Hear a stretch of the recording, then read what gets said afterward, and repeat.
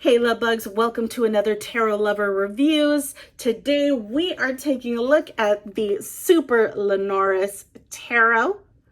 So if you did not know this tarot deck existed, or you knew of it, but you're just not sure whether or not it's right for you, hopefully this review and the flip through that comes after will help you to decide on whether or not this deck is right for you. So if you want to just skip straight to the flip through, feel free to do so, but we're going to go ahead and talk about all the things related to the cards in this deck so that you're more informed on, what type of texture, what type of card size you are going to get with this particular tarot deck.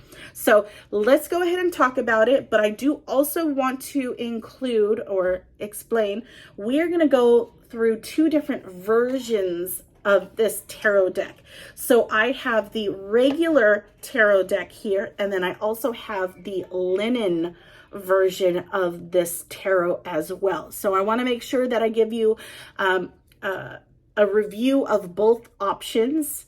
The imagery is exactly the same. It's just the card texture that is different. So I want to make sure I mention that. So let's get into the box. So this is the box of the regular one.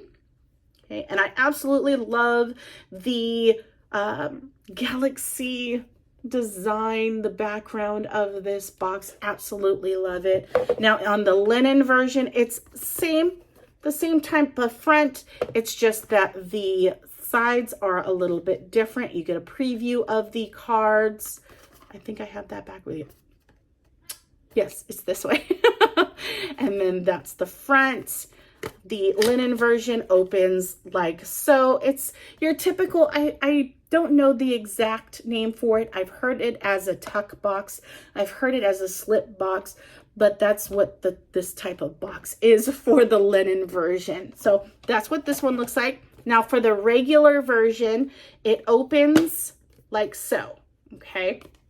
So magnet clasps on the sides, and it opens as such. I love that cosmic background. Absolutely love it. And it's my favorite color. How can I not love it? So that is how this opens up. Sturdy box, very thick box, which is fantastic. Just in case it accidentally falls to the floor, you know that your tarot deck is protected. You might want to be careful when it's in this type of box though, because you could cause some damage to your actual deck. I'm just saying. So that is the box. Let's talk about the guidebook. Now, both guidebooks are exactly the same. This is what the book looks like, and it opens up like an accordion. Very straightforward. You have keywords for each of the cards. And I mean, it's pretty simple and straightforward. I think intuitively you get a lot with the imagery. You get the point with the imagery where you don't necessarily feel like you need to utilize the guidebook at all, but still, it's always great to have a guidebook that comes with it. Now, as you can see, there are, no pictures of the cards on the guidebook, and there are no tarot spreads in the guidebook, which is totally fine. It is not a requirement. You just tend to see that with some of the guidebooks, but again, it's not a requirement. But that's the guidebooks. Now let's go ahead and talk about the cards themselves. So starting with the regular, the original version, this is what the backs look like. And I mean, they're basically the same. Both cards, they use the same background. I don't know why it made it sound like they were different, but this is the background of the cards. And for the original OG deck, one of the differences you will find compared to the linen version is that the original deck has like this rose pink edges that I just love. I love the rose gold. It's so beautiful. Yes, it doesn't look as shiny, okay, and it looks a little scratched up. It's because it's been loved by me, okay? So do not expect your cards to come like this, guys. This is my wear and tear because I have had this for a while and I love it and I use it. Hence, it should look like this. So that is the original. It has the rose gold edges to the cards, whereas the linen version does not, okay? It is the regular, just regular edges. Now, as far as the thickness, let's get into the thickness. The thickness of the cards are pretty much the same, I would say. Let me look.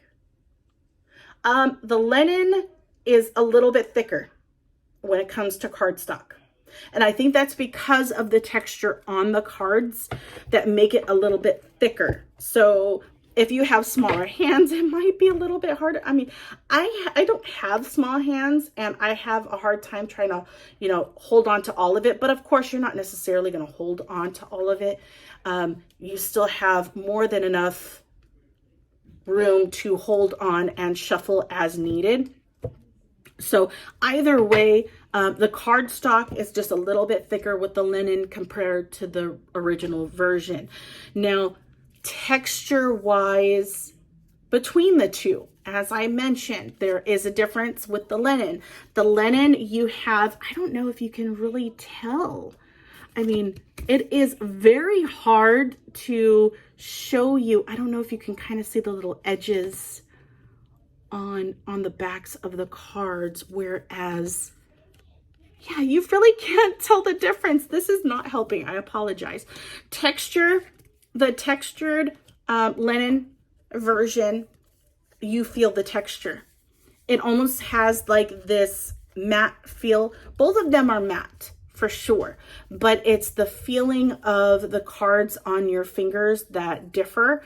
One is just, the original one is very soft. It's very smooth when you run your fingers over it, whereas the linen version, you feel the texture up against your fingers. So that is, that's pretty much the difference between the two.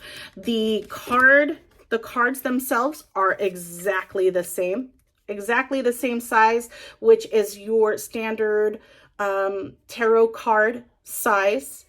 I started to mention the cardstock, but I didn't really get into it. So as far as the thickness, definitely in the Goldilocks zone. So if you haven't seen my other videos, I kind of do this like little C scale to kind of visually give you an idea of the thickness to the cards. I don't know the exact thickness of these cards, but visually, just to give you an idea, this would be how thin paper-like cardstock would be. This would be thick cardstock where you cannot bend the cards, and then you have the Goldilocks zone in the middle. So starting from the Goldilocks zone, for sure, it is perfect. I would maybe say it goes down a little bit into the thicker side, but it's not too thick to where you can't bend the cards. You feel the structure, you feel the care that the creators put into their tarot deck. I have noticed that with indie tarot decks, the cardstock is beautiful, whereas mass-produced tarot decks, the cardstock tends to be thinner, a little bit on the thinner side, just to, you know, keep up with costs. I understand that, but I do love an indie deck because you can feel and see all the care that they've put within their tarot cards. So yeah, that is the cardstock and the card size. Now let's talk about the imagery on the cards. The imagery you will see in the flip through is absolutely gorgeous. Absolutely gorgeous. I love this tarot deck so much. The imagery is just beautiful. It's vibrant. It brings you in. It has this very like artsy, almost like it was painted but not painted.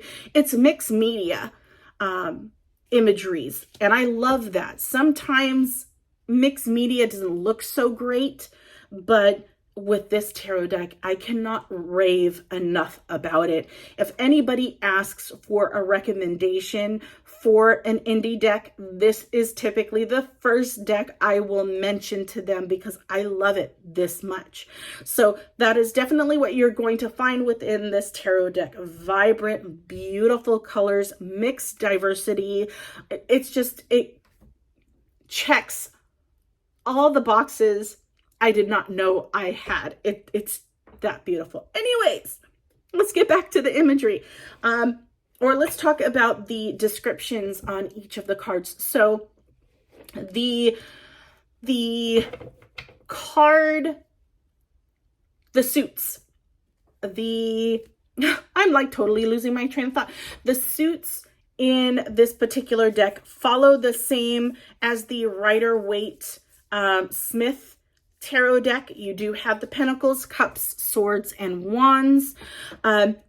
For the major arcana, you have the same. There is no renaming of any of the major arcana or the minor arcana, which is great. Definitely helps when you are learning tarot and typically start with the Rider-Waite Smith naming convention. So that helps.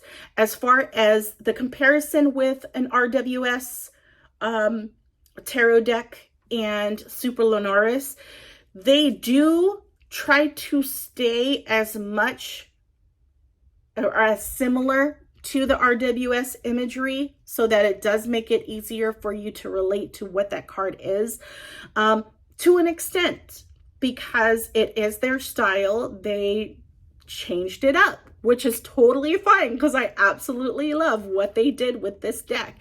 So you do find some similarities with the RWS, with the Superlunaris Tarot, with, you know, some exceptions. It's to their style. So keep that in mind.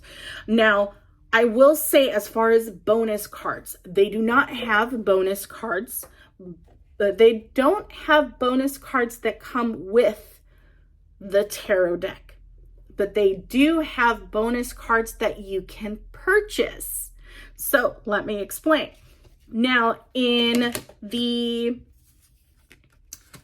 deck that you receive, you will receive this Emperor. I know it's kind of not clear, but you can kind of get an idea of what that looks like. So this Emperor and this Empress. If you wanted to, you could switch it up and get an alternate version for both of these cards. So the alternate version, because Jess and Jacob were so awesome to send me these so that I can show everyone. This is the alternate version to the Empress, and then the alternate version to the Emperor. So just in case you cannot tell the difference, because for me, I could not tell the difference between the two, there's your differences. So this is what comes with your tarot deck, and this is the alternate version. Definitely gives you a different view or a different vibe on that card. Here's a side-by-side of your Empress cards. So I like it. I absolutely love that they created alternate versions that will give you a different feel for it, only because not everyone's political and not everyone wants to have a pregnant Empress. I don't know why. But anyways, they give you the option to purchase these as stand-ins to what you currently have within your tarot deck, or if you want to add it in addition to give it just that even more, you know what I mean? Even more to the reading. So I absolutely love those ideas. I love the options. I am all for options, honey. All for options. So yeah, that is the tarot deck. So all in all, I highly recommend this tarot deck. It is so diverse. It's so colorful. It, to me, really speaks to me and how I would love to read tarot. So yeah, if you guys have any questions, or comments, definitely leave them down below. I will include Superlunaris's website on or in the description so you guys can check them out, because they definitely have a lot more to offer. And if you guys have any questions, yeah, let me know. But until next time, guys, I will see you later. Bye.